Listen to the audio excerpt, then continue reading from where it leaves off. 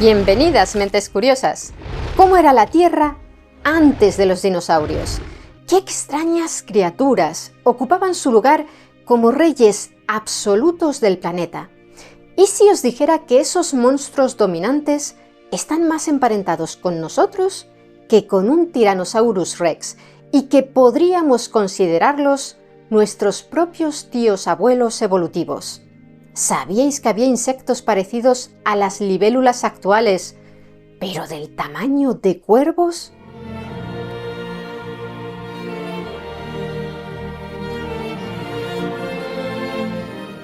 Resulta complicado imaginar la Tierra justo antes de los dinosaurios, ¿verdad? Para muchos era un mundo medio vacío, a la espera de que aparecieran, casi por arte de magia, esos reptiles terroríficos que todos tenemos en la cabeza. Pero no fue así. Hace 260 millones de años, el mundo no estaba esperando a nadie, porque ya estaba habitado por una estirpe dominante. Y lo más increíble es que no eran reptiles, sino nuestros tíos abuelos evolutivos, los sinápsidos, el grupo de animales del cual evolucionaron los mamíferos, incluidos nosotros, los Homo sapiens. Sed bienvenidos al Pérmico, último periodo de la era del Paleozoico y escenario de la primera gran civilización de vertebrados terrestres, un imperio que dominó el supercontinente Pangea mucho antes de que el primer dinosaurio fuera siquiera un concepto biológico. El Pérmico dio comienzo hace unos 299 millones de años y concluyó, como veremos, hace unos 252 millones de años, poco antes de que surgieran los dinosaurios. Pero antes de nada vamos a hablar de cómo era Pangea. Aquella masa de tierra colosal se extendía de polo a polo, rodeada por un océano enorme llamado Pantalasa. Y ya que hablamos de este supercontinente, seguro que muchos os estáis preguntando, ¿dónde estaba exactamente mi país en aquel entonces? Como veis, el mapa era muy distinto. El actual territorio de España estaba en pleno corazón de Pangea, muy cerca del ecuador terrestre. Estados Unidos se encontraba justo al oeste, formando el núcleo del continente, aunque regiones enteras como Texas o Nuevo México estaban sumergidas bajo un mar tropical poco profundo. México, por su parte, se asomaba como un espectacular balcón en el extremo occidental de Pangea, con vistas directas a las olas del inmenso océano Pantalasa. ¿Y qué hay de Sudamérica? Todo el subcontinente formaba parte, junto a las actuales África, Antártida, India y Australia, de la inmensa mitad sur de Pangea, un bloque gigantesco conocido como Gondwana. Colombia y Venezuela estaban ubicadas en la zona cálida, conectadas directamente con el territorio norteamericano. Si viajábamos hacia el sur bordeando la costa del océano global, nos habríamos topado con los antiguos territorios que hoy forman Perú y Chile. Argentina, por su parte, se extendía hacia el extremo más meridional del supercontinente, adentrándose en unas latitudes templadas y polares, donde los inviernos eran verdaderamente gélidos. En cuanto al resto, ¿conseguís localizar vuestros países en el mapa? Contádnoslo abajo en los comentarios. En todo este vasto territorio de Pangea había animales con una mezcla de rasgos que hoy asociamos con reptiles y mamíferos, pero que no eran ninguna de las dos cosas por completo, sino criaturas que habían evolucionado para vivir en un mundo extremo en el que los antepasados de los cocodrilos eran apenas actores secundarios y los dinosaurios, como hemos dicho, ni siquiera existían. Esta fue la era dorada de los terápsidos, un grupo de sinápsidos, y su éxito no se produjo por casualidad. Pangea no era un paraíso tropical apacible, sino un gigantesco continente de extremos brutales. Sus costas, como hemos mencionado, estaban bañadas por un océano inmenso, Pantalasa, pero el interior del continente era un infierno de aridez. Los inviernos eran fríos y sin nieve, y los veranos resultaban abrasadores. Eso en general, pero en la franja del Ecuador la situación era diferente. Allí se extendían selvas pantanosas, dominadas por helechos arborescentes gigantes y árboles con escamas en la corteza. Y en estos bosques húmedos ocurrió un fallo en el equilibrio natural de la tierra que dio lugar a verdaderos monstruos. En aquella época los vastos bosques pantanosos crecían sobre inmensas cuencas tectónicas que se hundían de forma progresiva. Cuando estos árboles gigantes morían, caían en aguas estancadas con lodo o pantanosas que carecían por completo de oxígeno. Este enterramiento rápido impedía que las bacterias y los hongos, que ya eran capaces de degradar la madera, pudieran hacer su trabajo. Al quedar la madera aislada y sin descomponer, se secuestraron cantidades industriales de carbono que hoy forman nuestras minas de carbón. Por cierto, una curiosidad de cultura general. Aunque aproximadamente el 70% de los depósitos de petróleo se formaron durante el Mesozoico, es decir, ya en época de los dinosaurios, es un error llamarlo jugo de dinosaurio como hacen muchos comunicadores hoy en día, porque en realidad el petróleo se formó a partir de la materia orgánica de enormes masas de zooplancton y algas que quedaron enterradas en los fondos de lagos y mares bajo capas de sedimentos. Pero volvamos a la época anterior a los dinosaurios. Durante décadas, los científicos pensaron que el hecho de que el oxígeno llegara a ocupar un 30% de la atmósfera, un evento que ocurrió en el Carbonífero, el periodo anterior al Pérmico, había sido el único responsable de que los artrópodos crecieran sin restricciones. ¿Y por qué creían que el oxígeno era el responsable de este gigantismo? La respuesta está en una limitación física de los artrópodos, su forma de respirar. A diferencia de nosotros, que tenemos pulmones y un sistema circulatorio que bombea el oxígeno, estos animales dependen de una red de tubos llamados tráqueas que llevan el aire directamente a sus tejidos. El problema es que el oxígeno se mueve por esos tubos de forma pasiva, es decir, simplemente flota hacia el interior. En nuestra atmósfera actual, que tiene un 21% de oxígeno, este método solo es eficiente a distancias muy cortas, lo que asfixiaría a cualquier artrópodo que intentara crecer demasiado. Sin embargo, los científicos pensaban que en el pasado ese límite no existía. Al haber una concentración del 30% de oxígeno, la presión del gas era tan alta que empujaba el aire mucho más profundo dentro de las tráqueas. Se creía que este empuje extra eliminaba el techo biológico de su tamaño, permitiendo que sus cuerpos crecieran hasta dimensiones de pesadilla sin que sus células se quedaran sin aire. Básicamente, la teoría era que en aquel mundo a los artrópodos les resultaba demasiado fácil respirar, lo que les permitía alcanzar longitudes de casi 3 metros sin morir asfixiados. No obstante, hoy sabemos que el Artropleura, cuya época de mayor apogeo se dio en el Carbonífero, ya era un gigante de más de 2 metros, millones de años antes de que el oxígeno alcanzara su máximo histórico. Su verdadero secreto para crecer tanto no fue solo el aire que respiraba, sino que reinaba en un mundo donde aún no existían grandes vertebrados que compitieran con él o pudieran darle caza. El Artropleura, el mayor artrópodo terrestre de la historia del planeta, habitaba en el inicio del Pérmico entre la maleza de estos bosques. Era una criatura acorazada de unos 2,5 metros de longitud, 55 centímetros de ancho y un peso aproximado de 50 kilos. Durante más de 170 años, la verdadera cara de este animal fue un absoluto misterio científico, hasta que un revolucionario escáner tridimensional publicado en 2024 reveló su secreto.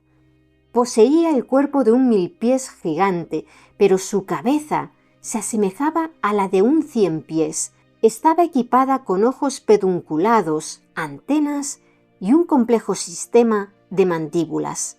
A pesar de este aspecto temible y de estar fuertemente armado en la boca, la evidencia indica que usaba su fuerza bucal para alimentarse pacíficamente del material vegetal más duro del suelo forestal. A menudo se piensa que este coloso desapareció repentinamente cuando las selvas pantanosas colapsaron por la aridez hace unos 290 millones de años. Sin embargo, el Arthropleura demostró ser un maestro de la supervivencia. Su linaje se adaptó para vivir en bosques mucho más abiertos y secos, logrando sobrevivir y adentrarse en pleno periodo pérmico, donde llegó a cruzarse en el camino de los primeros grandes antepasados de los mamíferos antes de su extinción definitiva. Si en los suelos de este periodo podíamos encontrar al Arthropleura, en los cielos se podían ver insectos voladores de un tamaño increíble. Aunque la Meganeura, un gigantesco pariente extinto de las libélulas con una envergadura de cerca de 70 centímetros, con las alas abiertas, desapareció con los pantanos, su grupo evolutivo sobrevivió dando lugar a parientes aún mayores en pleno periodo pérmico. Fue el caso de la Meganeuropsis permiana, que con una envergadura de más de 71 centímetros con las alas abiertas y una longitud de 43 centímetros desde la cabeza hasta la cola, ostenta el récord absoluto como el insecto más colosal de todos los tiempos. Era tan grande como un cuervo y pesaba solo unos 150 gramos.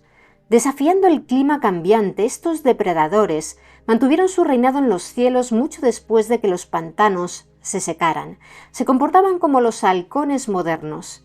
Cazaban a otros insectos e incluso a pequeños vertebrados en vuelos cortos pero letalmente rápidos.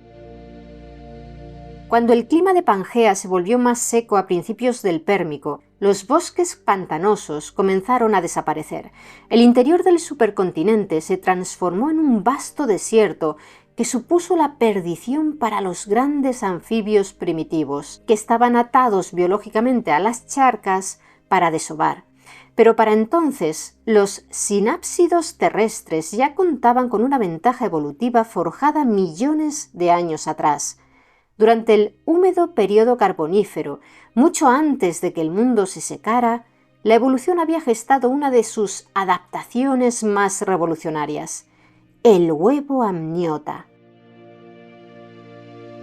Gracias a sus membranas protectoras y su cáscara, los embriones ya aportaban su propio microambiente acuático. Lo más curioso es que esta innovación no surgió para el desierto, sino para evitar a los depredadores acuáticos de los pantanos.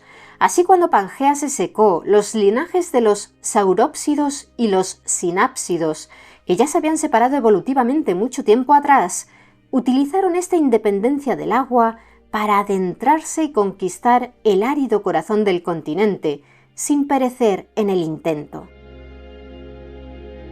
Así que ya sabéis, la próxima vez que os pregunten qué fue primero, si el huevo o la gallina, podéis responder: el huevo, porque surgió en el periodo carbonífero, cuando aún faltaban unos 160 millones de años para que surgiera siquiera el primer ave.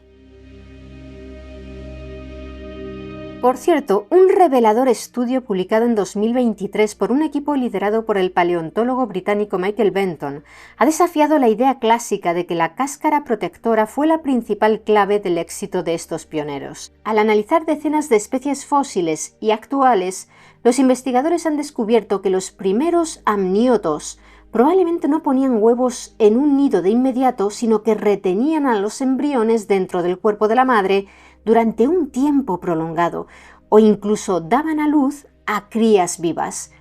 Esta estrategia, conocida como retención prolongada del embrión, habría sido el verdadero escudo definitivo contra las inclemencias del clima, permitiendo a la madre dar a luz solo cuando las condiciones ambientales fueran las óptimas para la supervivencia de su descendencia.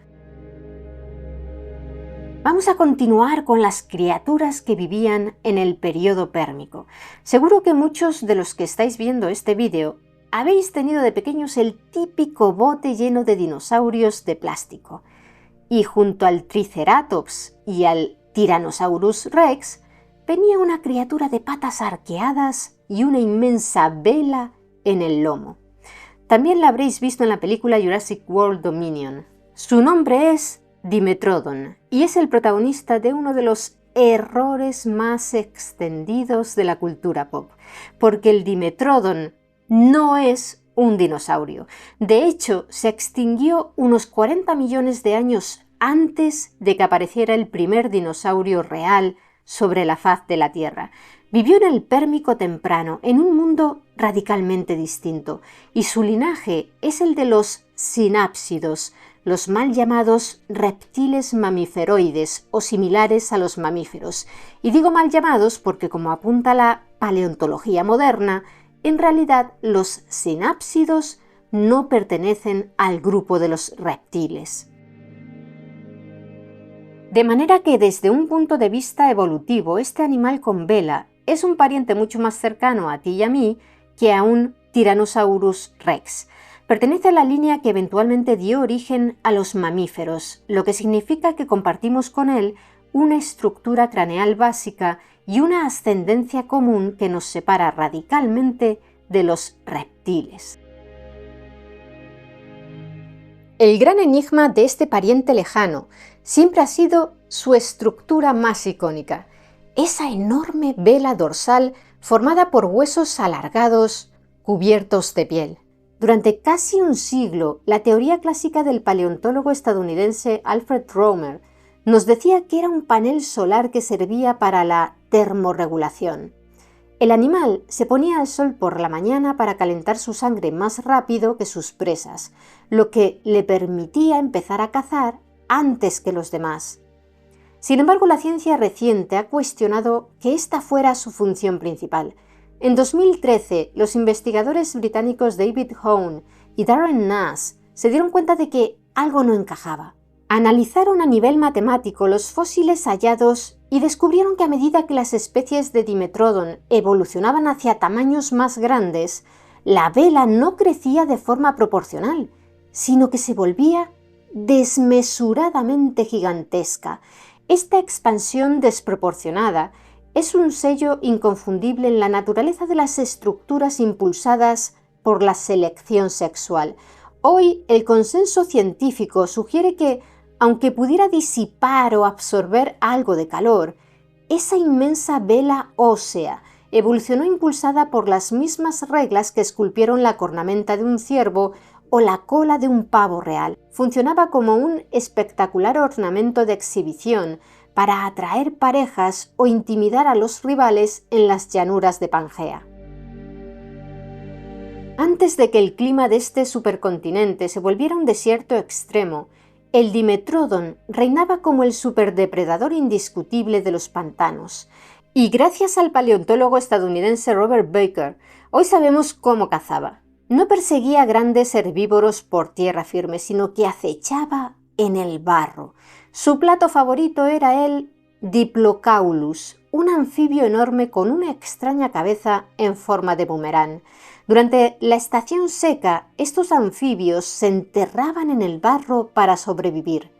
Baker nos deja una metáfora gráfica e inolvidable sobre cómo actuaba el Dimetrodon. Usaba su largo hocico y sus garras para arrancar a estos anfibios de la tierra, igual que un jardinero arranca zanahorias. Luego devoraba el cuerpo blando y dejaba atrás esas duras cabezas óseas con forma de boomerang. Sin embargo, el clima de Pangea siguió cambiando. Los pantanos se secaron, los anfibios gigantes desaparecieron y con ellos el gran Dimetrodon.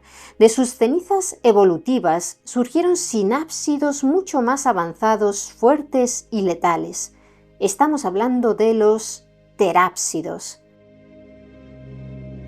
La distinción fundamental de los terápsidos, según las investigaciones del paleontólogo estadounidense Christian Camara, reside en la arquitectura revolucionaria del cráneo, mientras que los saurópsidos, el linaje que incluye a dinosaurios, aves y reptiles modernos, desarrollaron dos aberturas detrás del ojo, eran diápsidos. Los sinápsidos presentan una única ventana temporal. ¿Y por qué esto es importante?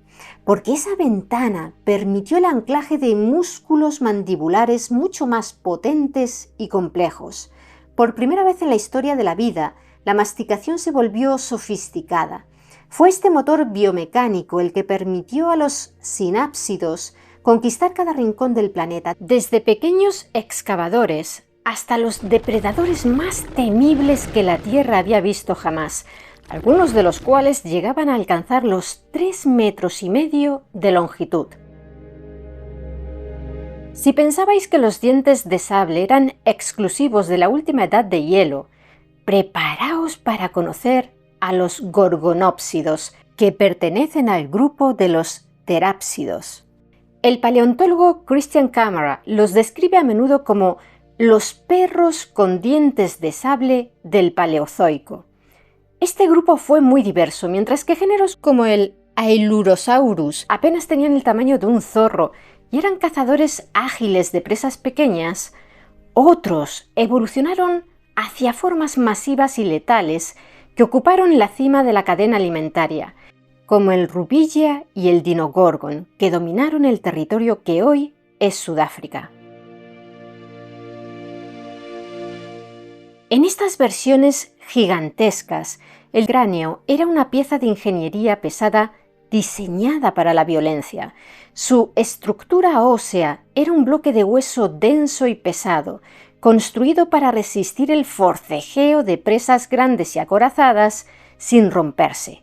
Estos grandes depredadores eran robustos, con extremidades delanteras posicionadas para sujetar y aplastar. Eran, en esencia, tanques biológicos construidos para morder y no soltar. Dentro de este grupo de gigantes, el rey indiscutible fue el Inostrancevia, el equivalente en el norte de Pangea del Rubigia y el Dinogorgon. Con sus 3,5 metros de largo y unos 300 kilos de peso, la envergadura de un oso pardo actual, este depredador llevaba el diseño gorgonópsido al extremo. Sus caninos superiores de 15 centímetros no eran solo decorativos.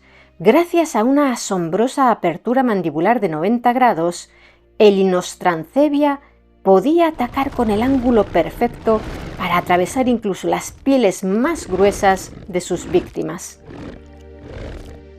Y la resiliencia de estos depredadores, es decir, su capacidad de adaptación, fue asombrosa. Hallazgos recientes publicados en 2023 han revelado que el impacto de la incipiente crisis climática provocada por los primeros síntomas del vulcanismo masivo en Siberia causó un colapso escalonado de las redes tróficas. Al desaparecer las presas más vulnerables, los depredadores se quedaron sin comida y se desmoronó toda la cadena alimenticia.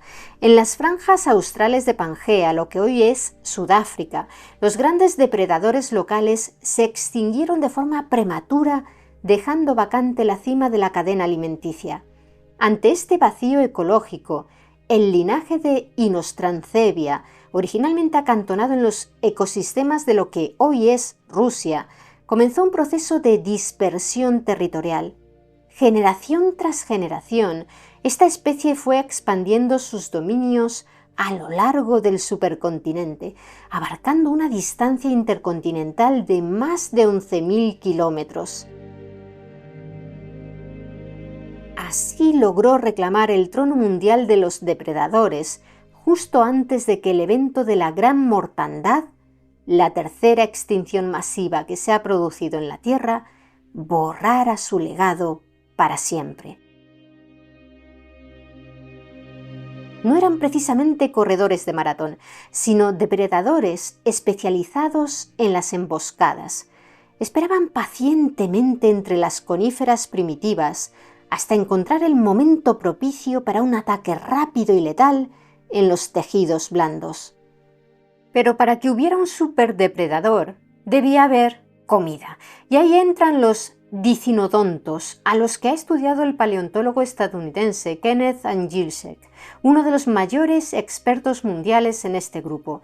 Imaginemos a un cerdo cruzado con una tortuga y con colmillos de morsa. Suena raro, ¿verdad? Pues el género Dicinodon era el motor ecológico del Pérmico. Perdieron casi todos sus dientes para desarrollar un pico queratinoso y una masticación propalinal. ¿Qué significa esto? Que movían la mandíbula de adelante hacia atrás para triturar las plantas más duras de Pangea. La investigación de Angelzek ha revelado datos muy interesantes sobre sus colmillos. A diferencia de los dientes convencionales, los suyos eran de crecimiento continuo y carecían de esmalte en su fase madura.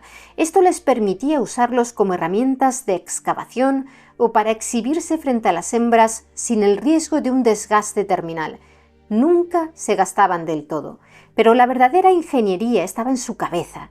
Su estructura craneal presentaba suturas nasofrontales interdigitadas. En un lenguaje más claro, los huesos de su frente y su nariz estaban fuertemente encajados, como las piezas de un puzzle hiperresistente. Esto sugiere que muchos eran excavadores expertos, capaces de usar su propia cabeza como una pala para remover el suelo en busca de raíces o para construir madrigueras complejas.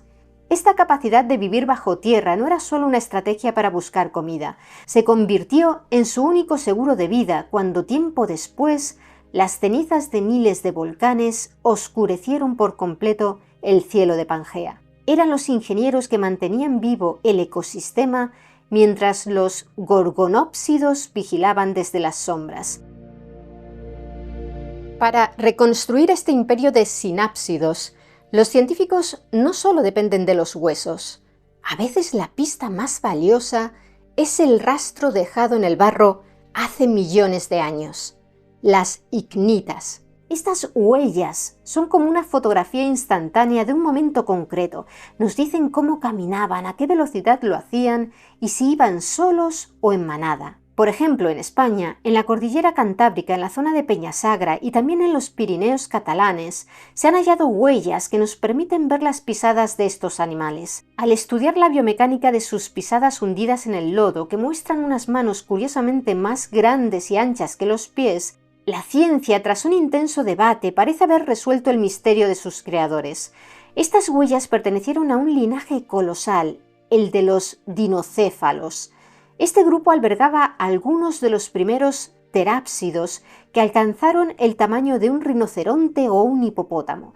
Para que os hagáis una idea, algunos de estos animales, como el Anteosaurus, llegaron a medir entre 5 y 6 metros de largo y pesaban entre 500 y 600 kilos. Este grupo de los dinocéfalos albergaba a algunos de los primeros terápsidos gigantescos del Pérmico, incluyendo herbívoros y carnívoros enormes que caminaban por llanuras inundadas donde hoy solo vemos montañas. Fueron precisamente estos robustos y formidables tíos abuelos evolutivos nuestros los que dejaron marcadas para la eternidad esas enormes pisadas conocidas como Brontopus. Asimismo, en los Pirineos, equipos del Institut Català de Paleontología han documentado que a medida que el Pérmico avanzaba, el clima cambió hacia una aridez muy similar a la que hoy podemos ver en el Valle de la Muerte en California, Estados Unidos.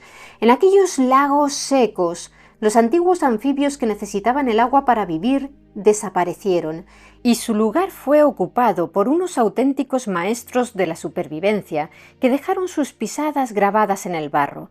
Así sabemos que por allí caminaban unos pararreptiles herbívoros muy robustos y con el cuerpo acorazado, cuyas huellas conocemos como pachipes. A su lado correteaban unos reptiles más pequeños y veloces, muy parecidos a los lagartos actuales, que dejaron unos rastros llamados Dromopus. Y compartiendo este duro escenario con ellos, también se cruzaban las enormes pisadas que acabamos de conocer, las de nuestros formidables tíos abuelos dinocéfalos. Esas marcas en la roca nos demuestran que una increíble variedad de animales ya había conquistado estos ecosistemas mucho antes de que los dinosaurios entraran en escena. Y estos animales ya eran maestros de la supervivencia en condiciones de falta de agua antes de que llegara la crisis de la gran mortandad. Pangea funcionaba como una autopista biológica. No había océanos que detuvieran a estos animales. Podían moverse desde lo que hoy es China hasta Sudáfrica. Si viajábamos miles de kilómetros hacia el sur, sin salir del gigantesco supercontinente, el paisaje cambiaba por completo al llegar a lo que hoy es Brasil. En la formación Rio do Rastro había un oasis de agua dulce. Aquí reinaba el Pampaphoneus bicai, el asesino de las pampas, un anteosáurido carnívoro que pertenece a los dinocéfalos y fue el terror de la región antes incluso que los gorgonópsidos. En ese oasis brasileño también vivía un habitante de lo más extraño, que parece un monstruo de Frankenstein ensamblado con piezas de distintos animales. El Tiaraeudens excentricus. Era un herbívoro del tamaño de un perro grande, equipado con colmillos de más de 12 centímetros, con forma de sable. ¿Para qué querría esas dagas un animal que solo comía plantas? Los científicos creen que evolucionaron para intimidar, defenderse o combatir ferozmente por el territorio con sus rivales, de manera que sus colmillos tenían funciones similares a los del ciervo almizclero moderno. Aquí podéis ver una imagen de este pequeño mamífero rumiante de Asia, famoso porque los machos tienen colmillos superiores curvados en lugar de astas. ¿Lo conocíais? Volvamos con el Tiaraeudens excentricus, que escondía un gran secreto en su boca. Su paladar estaba revestido por completo de dientes anchos que encajaban perfectamente entre sí. Esta inmensa batería de molares que el animal iba reemplazando a medida que se desgastaban, al estilo de los tiburones modernos, formaba una eficiente trituradora mecánica diseñada para moler las duras y fibrosas raíces y tallos de la flora pérmica. Parientes muy cercanos vivían en lugares muy distantes del mapa actual, y esa es la prueba definitiva de que en el Pérmico el mundo era uno solo. Sin embargo, todo colapsó hace unos 252 millones de años, debido a un evento que el paleontólogo Michael Benton, en su libro When Life Nearly Died, califica como el punto más cercano en el que la Tierra ha estado de la esterilización total, es decir, de la desaparición de la vida. Es lo que conocemos como la Gran Mortandad, un cataclismo que ocurrió al final del periodo pérmico y borró del mapa al 96% de las especies marinas, incluidos los famosos trilobites, que habían sobrevivido durante 270 millones de años a 3 extinciones previas. También se llevó por delante al 70% de los vertebrados terrestres, y los grandes bosques de Glossopteris desaparecieron. El registro fósil de esa época está lleno de esporas de hongos. Era un mundo cubierto de materia orgánica en descomposición, donde los únicos que prosperaban eran los descomponedores. El imperio de los sinápsidos parecía haber llegado a su fin. Incluso los insectos sufrieron el mayor golpe de su historia. De hecho, la Gran Mortandad aniquiló al 57% de todas las familias biológicas del planeta, convirtiéndose en la única extinción masiva que ha estado a punto de borrar a los insectos de la faz de la Tierra. ¿Cuáles fueron las causas de esta extinción? Los científicos aún no lo tienen claro, pero la hipótesis principal es que se debió a un vulcanismo extremo en el territorio que hoy es Siberia, en Rusia. Allí, una inmensa fisura expulsó millones de kilómetros cúbicos de lava. Pero no fue la lava la que propició esta extinción, sino el magma que corría bajo la superficie terrestre, que incineró enormes depósitos subterráneos de carbón e inyectó en la atmósfera nubes letales de dióxido de carbono, metano y dióxido de azufre. El paleontólogo estadounidense Douglas Irwin utiliza la metáfora del asesinato en el Orient Express para explicar lo que sucedió. No hubo un solo culpable, sino un cúmulo de factores. El calentamiento global disparó la temperatura del océano por encima de los 40 grados Celsius en los trópicos, lo que detuvo las corrientes y asfixió la vida por falta de oxígeno. Los mares se convirtieron en un caldo tóxico de ácido carbónico y bacterias productoras de ácido sulfídrico. Otros investigadores creen que esta extinción del Pérmico Triásico, el Triásico es el primer periodo de la siguiente era, la Mesozoica, pudo estar provocada o agravada por un impacto espacial de grandes proporciones. En 2006, un grupo de satélites de la NASA escaneó la Tierra de Wilkes en la Antártida y detectó una descomunal anomalía gravitatoria a 1,6 kilómetros bajo el hielo. Parece existir un enorme tapón de manto terrestre elevado bajo la corteza a lo largo de 500 kilómetros, la firma típica que dejan los asteroides gigantes al estrellarse. Sin embargo, esta hipótesis genera fuertes divisiones en la comunidad científica. A diferencia del evento que exterminó a los dinosaurios y tuvo lugar en Chicxulub hace 66 millones de años, donde se halló una capa global de polvo rico en iridio, un metal muy abundante en asteroides, en el Pérmico esa firma química global es muy débil o inexistente. Algunos investigadores defienden que el culpable pudo ser un inmenso cometa de hielo, cuyo impacto letal levantaría polvo terrestre sin dejar rastros de iridio en el mundo. Aún así, como la estructura antártica sigue inaccesible bajo miles de metros de hielo y no podemos extraer rocas para confirmar el cráter, el megavulcanismo tóxico de Siberia se mantiene hoy como el principal agente responsable de la gran mortandad. El mundo que surgió tras esta debacle ecológica era irreconocible. El Triásico temprano no fue una época de recuperación rápida, sino un desierto global de millones de años.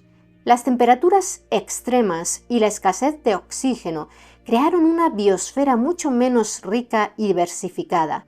En este escenario, la mayoría de los majestuosos gorgonópsidos y otros grandes sinápsidos que habíamos conocido dejaron de existir. Pero en medio de aquel entorno hostil y un planeta medio vacío, surgió un milagro de la supervivencia: el Lystrosaurus. Este dicinodonto herbívoro, pariente cercano de los que Angielsen estudió en el Pérmico, es el ejemplo supremo de la supervivencia. En los estratos del Triásico temprano de Sudáfrica y la Antártida, sus fósiles constituyen hasta el 95% de la fauna de vertebrados terrestres. Así, se considera que se convirtió en el dueño de la Tierra porque nunca antes ni después un solo género de animal ha acaparado tanto porcentaje de la vida en el planeta. ¿Cómo logró sobrevivir mientras los terroríficos gorgonópsidos se extinguían? Según los estudios de microanatomía ósea de la paleontóloga sudafricana Jennifer Botha, el Lystrosaurus tenía un kit de supervivencia perfecto: un pecho en forma de barril con pulmones potentes para extraer el escaso oxígeno de una atmósfera cargada de polvo volcánico. Al ser un excavador nato, llevaba una vida subterránea que lo protegía del calor letal de la superficie. Además, se reproducían rápido y morían jóvenes. En un mundo donde el mañana no estaba asegurado, reproducirse rápido era la única forma de no desaparecer. Este fenómeno se asocia al efecto Lilliput. Los supervivientes suelen ser versiones más pequeñas, capaces de subsistir con recursos mínimos. Tras la extinción masiva, los arcosaurios se dividieron en dos grandes ramas: la línea de las aves, que incluía los primeros dinosaurios, y la de los cocodrilos, los pseudosuquios.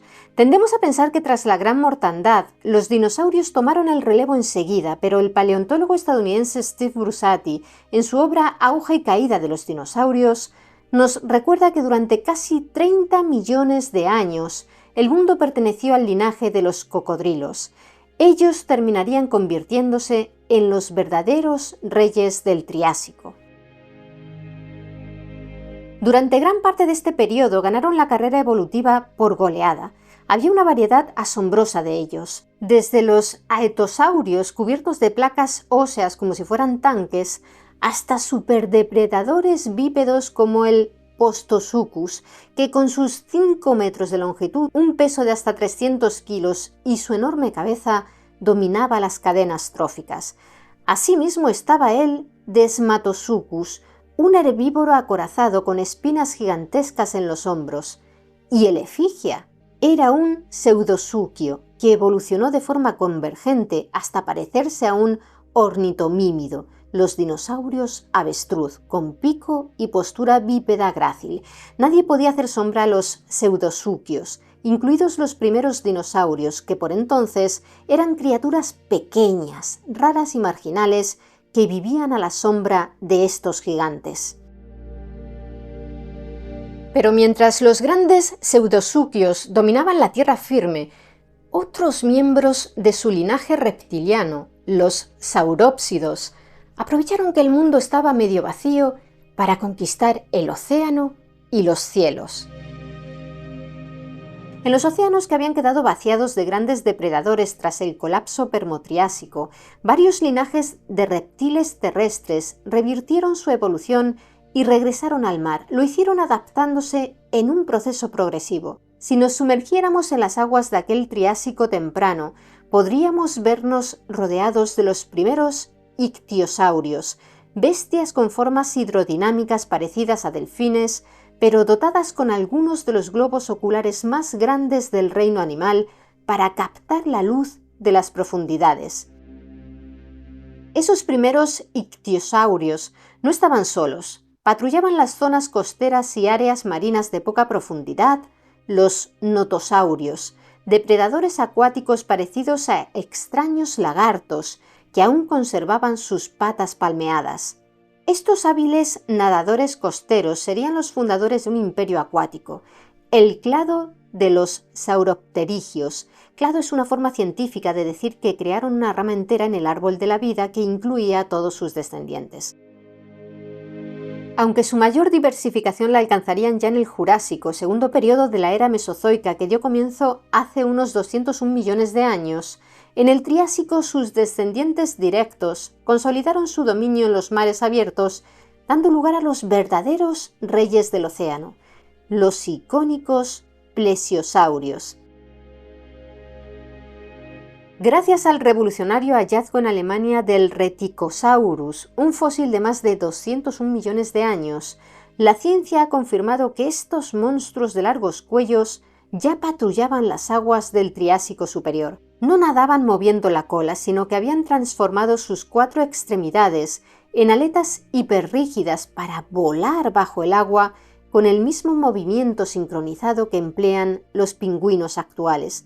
Pero su mayor arma secreta no era el vuelo subacuático, sino el calor. Los estudios de sus huesos demuestran que poseían un crecimiento rápido y un metabolismo de sangre caliente, una adaptación que les permitió conquistar las oscuras y gélidas profundidades oceánicas y sobrevivir al cataclismo climático que pondría fin al Triásico.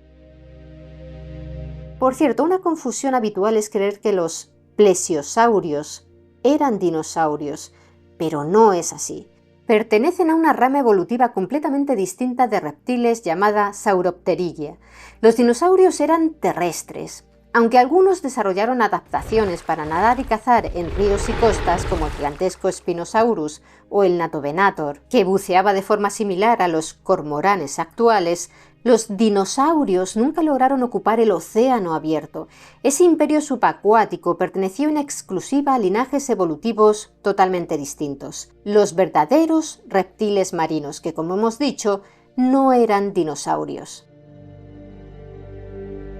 Los procesos evolutivos del Triásico no se quedaron solo en el agua. Si levantabas la vista hacia las copas de los árboles, podías topar con el Drepanosaurus.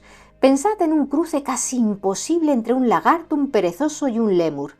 Este reptil se colgaba de las ramas usando su cola y tenía una garra súper larga en sus patas delanteras que usaba para hurgar y sacar insectos del interior de los nidos. Era una especie de lagarto mono. Y luego estaban los primeros y extraños intentos de conquistar el cielo. Allí encontrábamos al pequeño reptil Sarobipteryx, que a diferencia de casi cualquier animal volador que conozcamos, tenía las alas en las patas traseras en lugar de en las delanteras. El diseño aerodinámico no era el mejor, así que más que volar con gracia se limitaba a dar unos planeos bastante torpes de rama en rama. Aún faltaban millones de años para que aprendieran el arte del vuelo. Como veis, el Triásico era un ecosistema abarrotado y muy competitivo. Estaba dominado por supercocodrilos en la tierra, monstruos de ojos inmensos en el mar y extraños experimentos evolutivos en los árboles. En un mundo así, los primeros dinosaurios no eran más que actores secundarios intentando sobrevivir. Pero entonces, ¿cómo lograron imponer al final su superioridad biológica? Al final del Triásico, hace unos 201 millones de años, el supercontinente Pangea comenzó a resquebrajarse. Esta fragmentación provocó una nueva serie de erupciones masivas, en lo que hoy conocemos como la provincia magmática del Atlántico Central. Así se produjo la cuarta de las 5 extinciones masivas que ha habido hasta el momento en nuestro planeta, la del Triásico-Jurásico.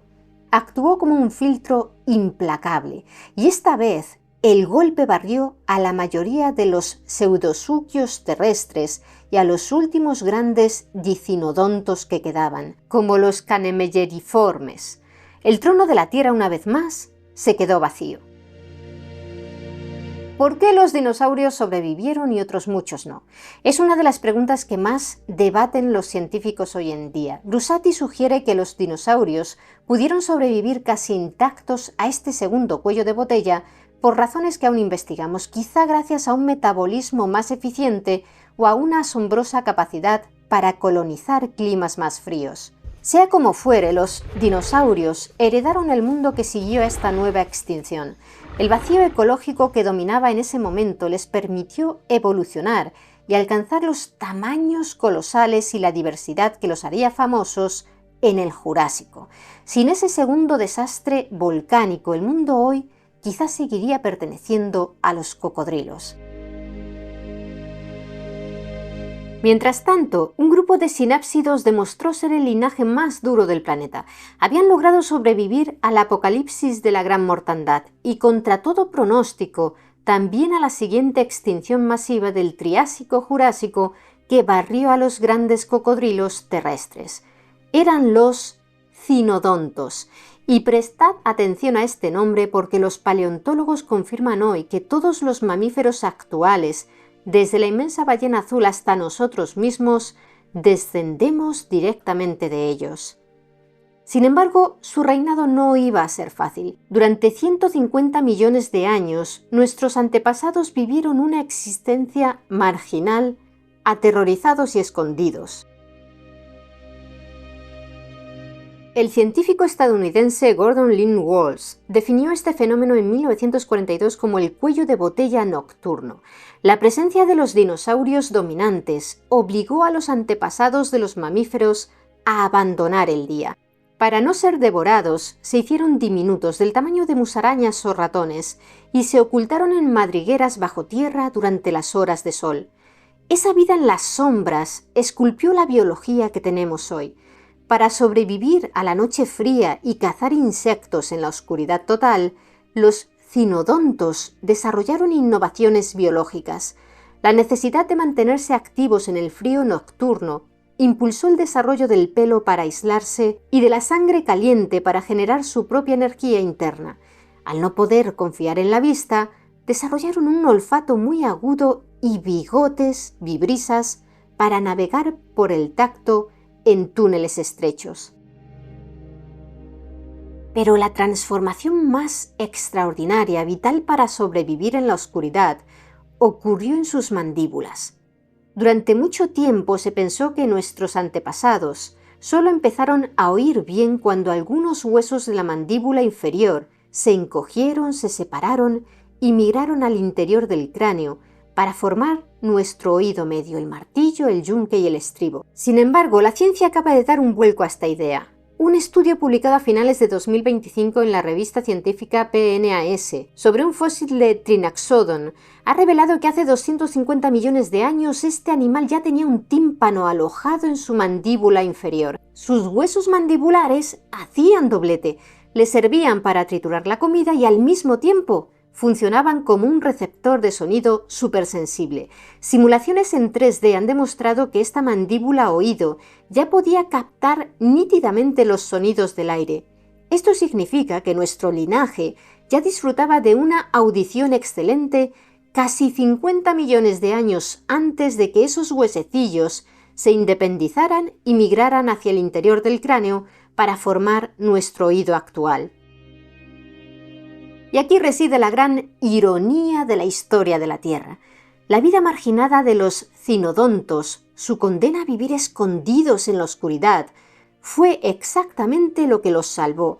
Cuando el famoso meteorito impactó en Chicxulub hace 66 millones de años y borró a los dinosaurios que no eran aves de la faz de la Tierra, nuestros ancestros sobrevivieron porque ya estaban acostumbrados a vivir bajo tierra, a soportar el frío y a comer cualquier cosa que encontraran. Fue el premio a la paciencia y la resiliencia. La historia de la Tierra antes de los dinosaurios es un recordatorio de la fragilidad de la vida. La gran mortandad nos enseña que la evolución no es una escalera de progreso, sino una serie de reinicios violentos donde la suerte juega un papel tan importante como la adaptación. Los sinápsidos no fueron superados por ser biológicamente inferiores, fueron víctimas de un colapso planetario. Los mamíferos actuales no somos el resultado de una superioridad genética inevitable, sino los descendientes de unos maestros de la supervivencia que aprendieron a sobrevivir bajo tierra y en la oscuridad. Permanecieron ocultos como pequeñas semillas, esperando su turno durante 150 millones de años para recuperar su mundo. Al caminar hoy por la Tierra, nosotros los mamíferos no somos otra cosa que el eco lejano de aquel majestuoso imperio que una vez gobernó Pangea.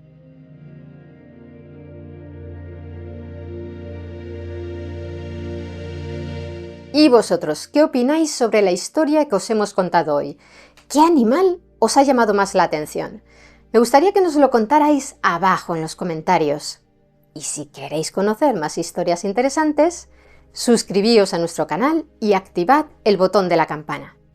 Por cierto, si os apetece saber qué pasó en la Tierra después de la extinción de los dinosaurios, no os perdáis este otro vídeo. Muchas gracias por estar ahí, mentes curiosas. Nos vemos en el siguiente vídeo.